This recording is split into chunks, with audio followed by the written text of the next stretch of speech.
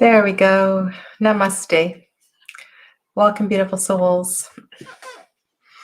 Hello, Angela, Tiny, Trinkets and Tarot, Andrew, Well-Tempered Claire, Joseph, IT Guy, welcome.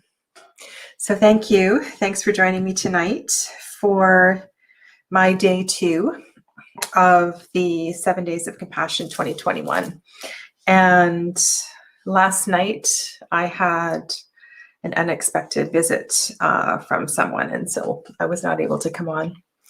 And I think it's perfect timing. I just need a little bit of space to digest what's happened so far with all of this. And it's really been interesting. And I have received a few messages from some of you. So I know Vina is doing the challenge on Instagram, and some other people are going to be doing this as well too. So I will be checking the tag once I sign off tonight. And then I will create a list so I can put that in the description box of my videos so everybody knows to check out your videos or your Instagram as well too. So I want to go back to my first day because that card that I got on the first day, well, I can actually show you this one here. The one that was the 6 of Wands. Hello, Mary Beth. I'm going to actually put it up on the screen. I think that's easier for me. Just one second. And how about if I do? No, that doesn't work. How about that? I want to make it a little bit bigger so you can see this. How do I do that? There we go. Je n'ai pas peur. Je n'ai pas peur. Sorry, my French accent is so lousy. Hello, darling, in Philadelphia. And Gerald, hello, welcome. Okay, so this card really affected me. And some of you know that I walk with, hello, Moon Chariot. Amber and I walk daily in the forest. And that first day when I was contemplating this card, one of the things that came up for me was the archetype of the warrior. And I started to think about the bravery and that red flag in this card. The red flag really kind of triggered me. And it was really bizarre because I don't have any family members that have been in military service. I mean, I guess my cousin, I do. That's not true. In the US, I do. I have relatives, but nobody really close to me.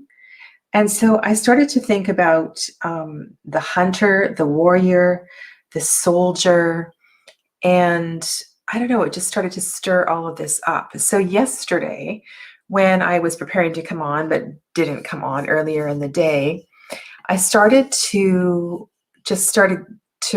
Google a bunch of things. And this poem came up from Tagore, Indian.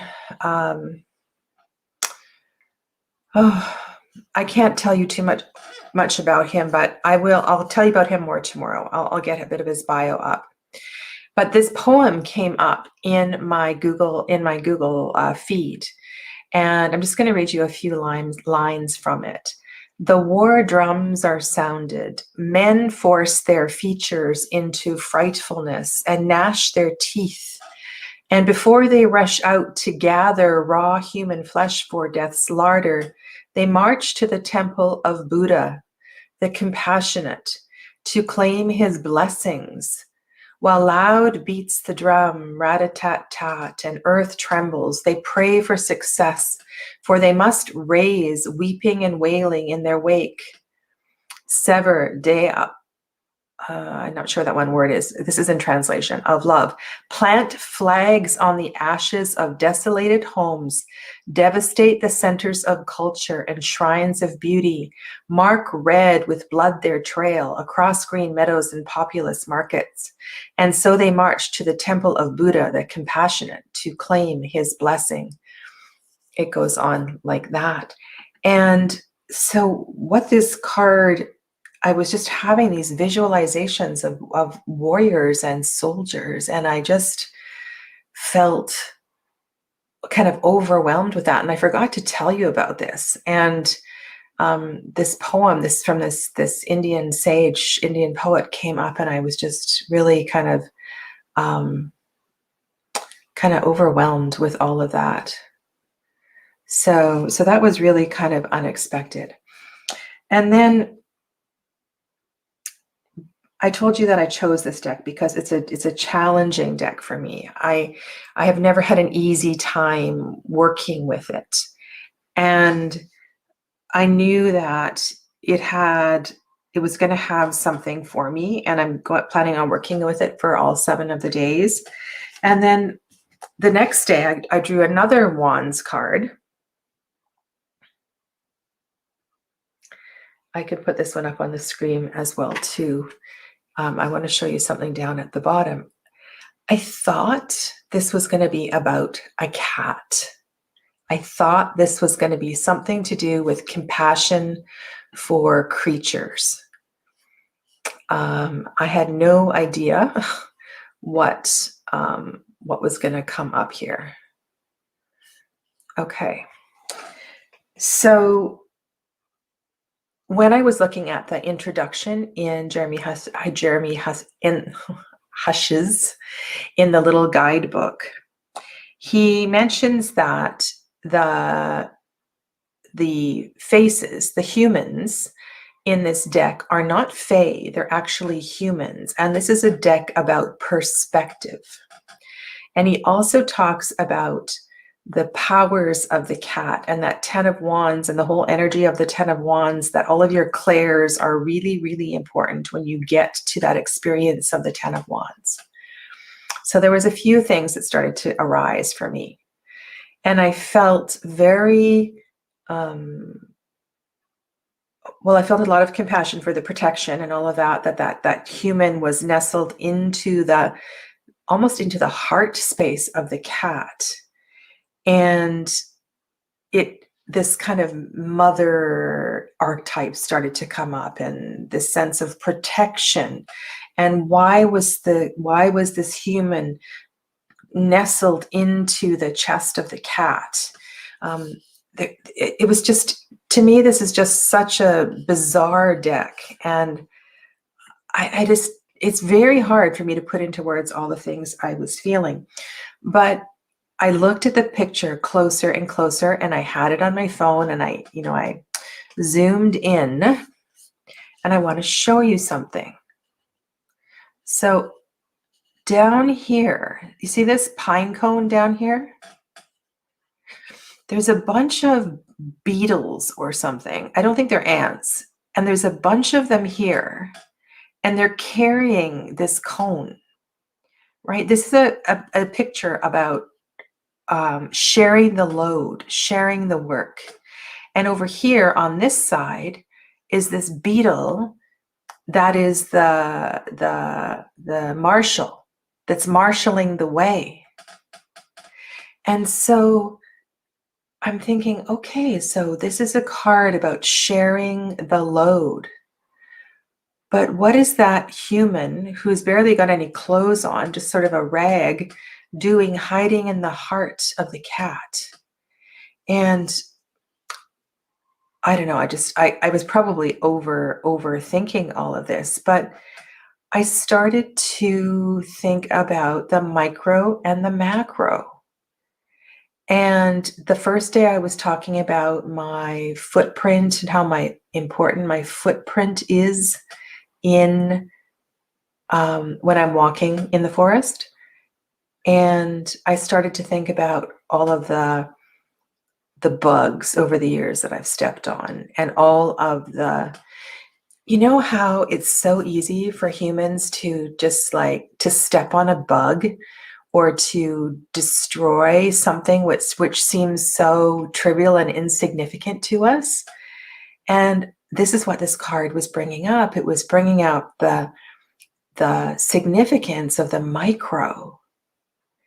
And it just wanted me to be slower. It wanted me to be slower. And then had that song, that ABBA song, Andante, Andante, going through my head.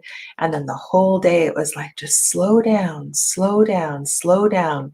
And then something happened and then I couldn't go live. And so I guess the compassion piece is the compassion for the micro and the importance of the lessons or the mirrors in the micro for the macro. It was just like bizarre. And I think this deck for me, I need to do that in order to understand this deck. And I feel like it's gonna it's going to take years for me to figure this deck out because there's so much in every single card. Jeremy says, my characters are always on a journey, so there's always movement. They appear lost in the weeds, but there is always a hidden clue to the way out. There is meaning in the direction they walk, and there's meaning for every turned glance. So it was kind of strange, but this is not at all where I thought any of this was going to go for this compassion. Like my expectations have been like I feel so confused. I thought this was going to be about service and about recognizing perhaps parts of the community where I could do more. Like this is just like really thrown me for a loop.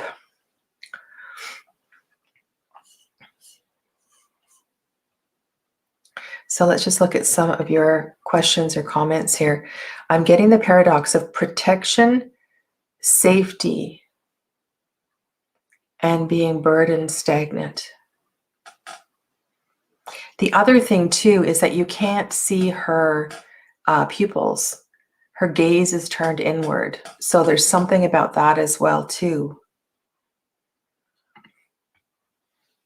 Is the cat protecting the human or controlling, restricting them? And so all of these questions need to be rephrased to find out, what the medicine of the compassion is. And like I talked about this compassion, one of the beautiful segues for me going from the gratitude challenge to this challenge is gratitude is medicine for the heart space. It's medicine for grief. It's medicine for all of the dark stuff that lives here. And so is compassion. Compassion is another medicine that lives in this fourth chakra. And that head of that woman is at the heart. So I was trying to figure out what she's doing hiding in the heart of the cat, because I think there's something there that I haven't quite figured out. Hey, Anna. Hello. Welcome. There was another comment here. The banner in the first card from the first day says, I'm not afraid. I don't have fear. I don't have fear. There was another comment that said something about detail. What was the comment?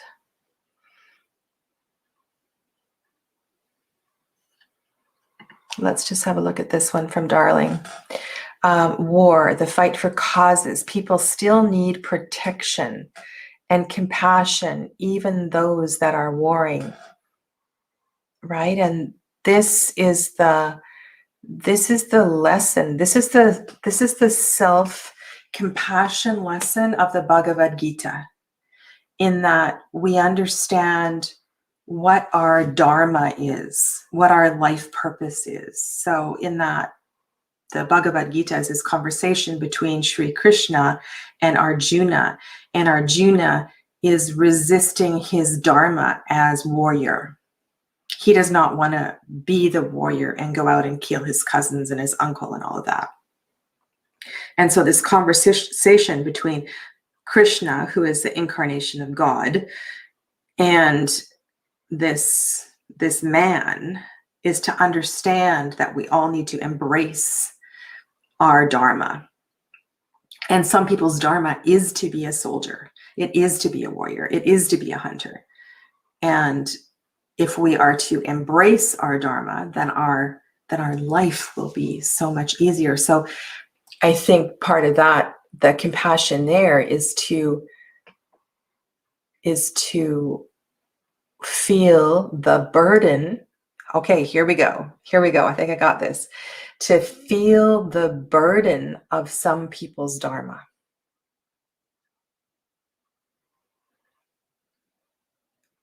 To feel compassion for the burden of some people's dharma. Maybe that's it. I feel like this is going to take some time for me to unpack. Let's look at Mary Beth's comment. Something about hidden process. Subterranean insects. Yes, I did. I heard screams in the woods that first night. Oh, Andrew, did you miss the first day? So the first, like the night after I drew this card, I went to, I did my thumbnail and I went to have a bath, and it was quite late, and I heard that piercing scream of something dying, being dragged the length of a couple of blocks behind my house through the woods. So I don't know whether somebody's pet was taken or whether there was not a clean kill with a little deer or something. I have no idea, but it was blood. I can't even think of the word, blood hurtling, blood curdle, whatever that expression is. It was awful. It was very high pitched, and it lasted for about 3 to 5 minutes. And so I was just going, oh my God, I hope all the children in the neighborhood are asleep. And none of the children hear this, because nobody should hear that kind of thing. So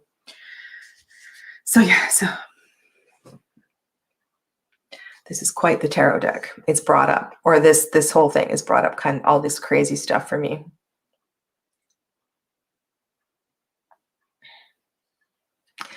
Yeah, I have a feeling this might be the essence for me of that card. So very, very interesting.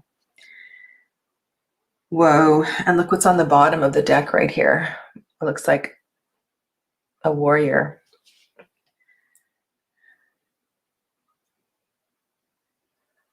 That's the 7 of Wands. Okay, so I'm going to put these 2 cards back in and shuffle. And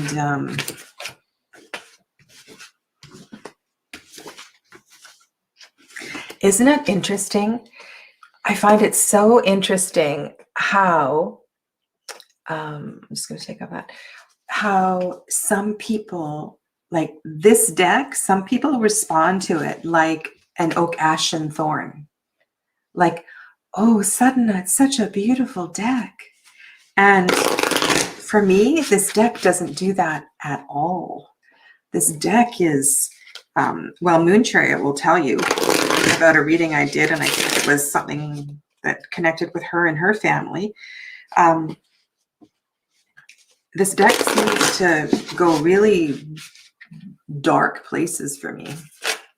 So yeah, I'm gonna, oh my God. You know which card jumped out? The Krishna card. This is the Krishna card. This is the Lover's card with Krishna and Radha. Wasn't I just talking about Krishna and Arjuna? Okay. I've been wanting to work with this card, and it's never come out for me. So I am kind of really amazed and excited, and you can't make this stuff up. This is the reason I bought this deck, because this deck had Krishna and Radha as the lovers. And I've never had this card come out ever in any demo readings or anything. And today I'm talking about Krishna, and who pops out? Holy freak me out. So this is my contemplation for compassion for the next 24 hours. And I will be back on at 10 o'clock tomorrow night. So is there anything else here? Let's see.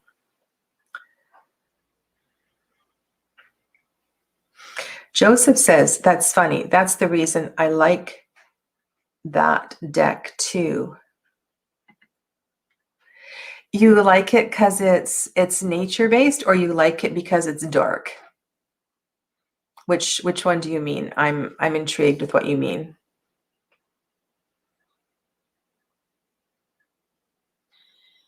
Yes. Hello, Fairy Wren. I don't think I said hello to you. Welcome. Evie, beautiful Evie. I was just waiting for... Oh, you bought it for the Lover's card. Yeah. Yeah. So I'm very, very excited to sit with that. Okay. So maybe we'll have some kind of love story to share tomorrow. Wouldn't that be nice? There's a labyrinth at one of the ashrams that I go to in British Columbia. And at the center of the labyrinth, at the center of the labyrinth is a small, I don't know what it is. It's not ivory. It might be moonstone. It could be calcite. It's hard to tell because it's outside. It's a little bit dirty, and it's been in the center of this labyrinth for ages. And I just love sitting at the center of the labyrinth, or kneeling at the center of the labyrinth, and just being with this. And it sits on top of this huge piece of rose quartz. And it's just such a beautiful, beautiful frequency. Do you know the story? There were he, I use the pronoun loosely, the energy of Krishna incarnated many, many, many times to find his way to Radha. And when they finally were able to come together, there's a story where he tells her the story of how many incarnations it took for him to unite with her. And then that was just like this union, this perfect union for him to find his divine feminine. So I'll see if I can find that story as well too, because it's really beautiful.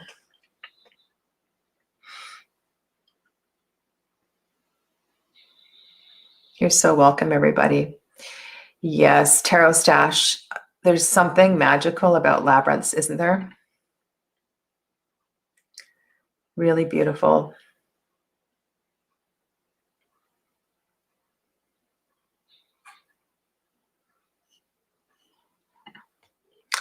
I want to read this, Moon Chariot. I think one of its lessons for you, Sadhana, is that sometimes you have to just hold space for a querent. You don't always have to guide them to a path for their journey.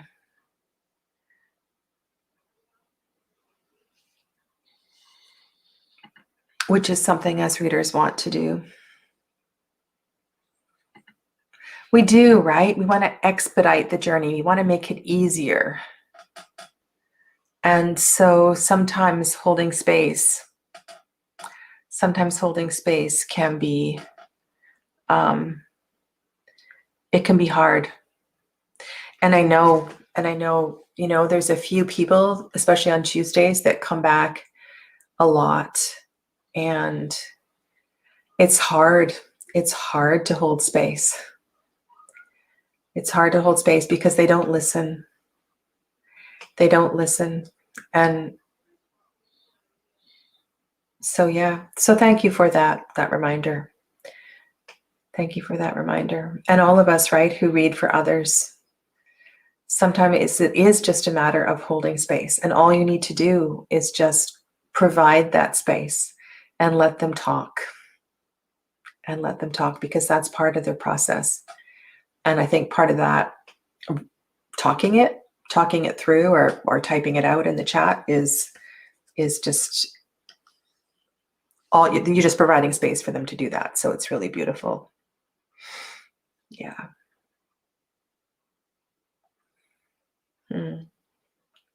Lovely. Lovely. Okay. So I will see you tomorrow night, and lots of other things are going to be popping up on my channel as well too. So thank you for being here and being with me through this journey. Namaste, everybody.